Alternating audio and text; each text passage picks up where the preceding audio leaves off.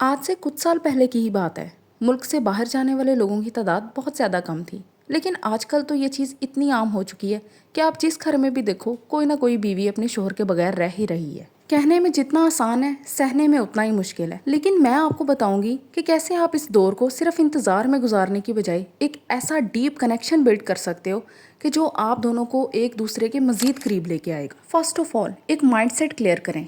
Emotional intimacy is way better than physical intimacy. जब आप किसी के साथ एक डीप इमोशनल कनेक्शन बिल्ड कर लेते हो ना, तब आपको उसके करीब होने की ज़रूरत महसूस नहीं होती। आपको फिजिकल टच की नीड नहीं रहती है।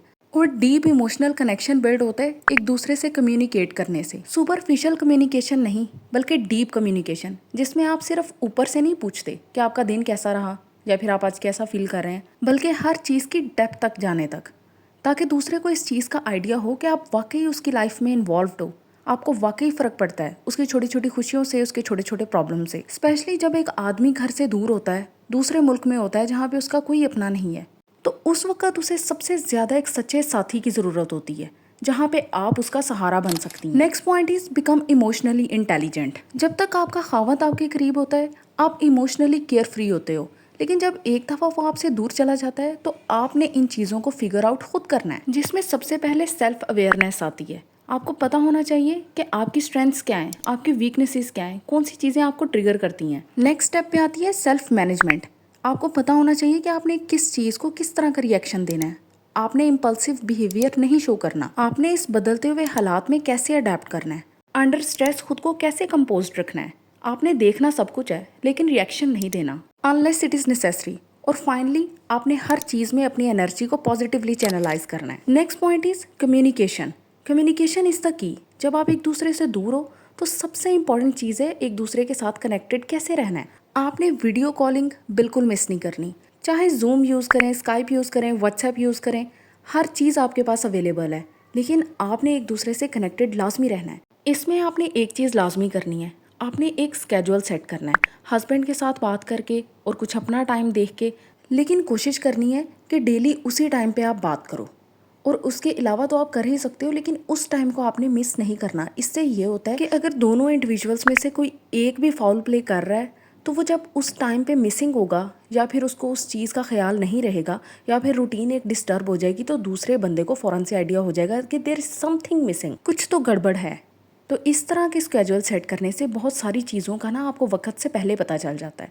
और दूसरा, टाइम जोन्स को लाजमी कंसिडर करना है, ताकि एक दूसरे से कनेक्ट करने का टाइम वो निकले जब आप दोनों ही मेंटली फ्री हो। Okay, next thing is be an active listener. अब चूंकि आपके हस्बैंड आपके पास नहीं है, तो आप दूर रह के क्या ऐसा कर सकती हैं कि वो आपके साथ जुड़े रहें। आपने बोलना कम है और सुनना ज़्यादा है, ताकि दूसरे को आइडिया हो कि आपको उसकी लाइफ में इंटरेस्ट है, ना कि आपको सिर्फ अपनी प्रॉब्लम्स शेयर करने में इंटरेस्ट है। तो दूसरे को इतना मौका ज़रूर देना है कि वो आपके साथ अपनी डीपर प्रॉब्लम्स शेयर कर सके, क्योंकि आदमी बहुत कम इन चीज़ों का जिक्र करते हैं, स्पेशली अपनी वाइफ से। क्योंकि औरतों के बारे में ये ख्याल बहुत ज़्यादा आम है कि उन्हें सिर्फ अपनी प्रॉब्लम्स शेयर करने में इंटरेस्ट होता है। So please make a difference for him. Next point is looks definitely matter. अब चूंकि आपके हस्बैंड पास नहीं है, तो आपने बनना संवरना बिल्कुल नहीं छोड़ना। आपने उसके लिए अपने आप को पहले से ज़्यादा ग्रूम करना है, ताकि वो बाहर जाने के बाद भी आपके ही ख्यालों में रहे। इस चीज़ को तो बिल्कुल नहीं भूलना लेडीज़। ये मैं आपको एम्फेसाइज़ कर रही हूँ कि शोहर के जाने के बाद अपने आप को ऐसे नहीं छोड़ देना कि अब आपका कोई वाली वारिस नहीं है और आप बिल्कुल भी अच्छा नहीं दिखने की कोशिश कर रही। आपने वेल ग्रूम्ड रहना है, और इसके लिए मैं आपके साथ मल्टीपल प्रोडक्ट्स शेयर करती रहती हूँ, और हमेशा आप लोगों का अच्छा रिस्पॉन्स आने के बाद ही नेक्स्ट प्रोडक्ट आपके साथ शेयर करती हूँ।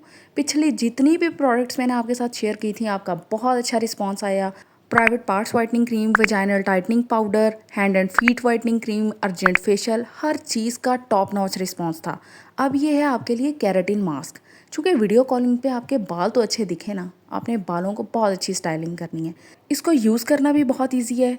बाल एक्स्ट्रा सॉफ्ट, शाइनी और डैमेज भी रिपेयर हो जाएगा।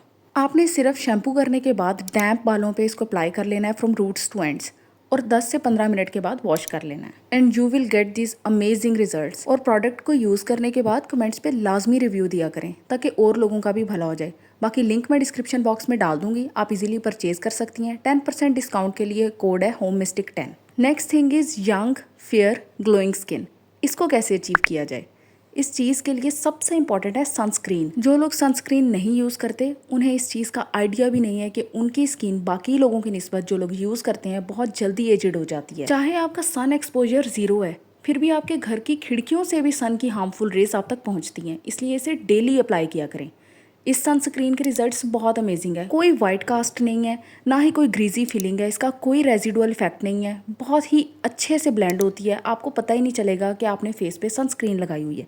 सिर्फ सुबह उठ के फेस वॉश करें, मॉइस्चराइज़र अप्लाई करें, उसके बाद सनस्क्रीन लगाएं और सारा दिन लगा रहने दें और रात को अपना फेस वॉश करके मॉइस्चराइज करके सो जाएं। इतनी सिंपल सी रूटीन है, अगर आप इसको अडॉप्ट कर लेंगी आपकी स्किन बहुत ही बेटर हो जाएगी। अगर स्किन टेक्सचर्ड है, अगर बहुत ज़्यादा पोर्स हैं, हर चीज़ क्लियर होना शुरू हो जाएगी, इवन के कॉमेडॉन्स भी। Okay, next point is become hardcore. Ladies, जब एक औरत को मर्द के बगैर रहना पड़ता है ना, तो उस पर बहुत बड़ी जिम्मेदारी होती है। उस पर ना सिर्फ उसकी अपनी ज़ात की, उसकी इज़्ज़त की, उसके घर की, उसके बच्चों की बहुत सारी जिम्मेदारियाँ होती हैं। इन सब जिम्मेदारियों को भरपूर तरीके से निभाने के लिए आपको एक मर्द बनना पड़ेगा। आपको मर्द की तरह ज़िंदगी गुजारनी पड़ेगी। आपकी बॉडी लैंग्वेज ऐसी हो कि कोई आपको कमज़ोर ना समझे। आपने अपने शोहर और माँ बाप के अलावा किसी तीसरे शख्स के सामने इमोशनल वीकनेस नहीं शो करनी, स्पेशली इन लॉज को लेके, क्योंकि आपको नहीं आइडिया कौन आपके साथ मुखलिस है और कौन आपके साथ मुखलिस नहीं है। Next point is trust and transparency. किसी भी रिश्ते को तोड़ पहुँचाने के लिए सबसे इंपॉर्टेंट चीज़ होती है एतबार। जहाँ पे एतबार ख़त्म हो जाए वहाँ पे पीछे कुछ भी नहीं रहता। और एतबार बनाने के लिए और उसको कायम रखने के लिए सबसे ज़रूरी चीज़ है झूठ का ना बोलना। चाहे बात छोटी है या बड़ी है, आपने अपने हस्बैंड के साथ ट्रू रहना है और क्लियर रहना है। जो भी बात है उसको बेला झिझक बता देना है। आपने ये नहीं करना कि एक छोटी प्रॉब्लम को सॉल्व करने के लिए या एक बड़े मसले से बचने के लिए आप 100 झूठ बोलना शुरू कर दें। नहीं, आपने एक सच बोल के ना अपने आप को सच्चा ठहराना है बस। आपको नहीं फ़र्क पड़ता कि आपके हस्बैंड आपके बारे में क्या सोचेंगे, क्या नहीं सोचेंगे, मामला बिगड़ेगा, जो मर्ज़ी होगा। आपने झूठ नहीं बोलना, अपना एतबार बना के रखना है। आपका शोहर कहीं भी नहीं जाएगा फिर। Next is involve him in everything you do.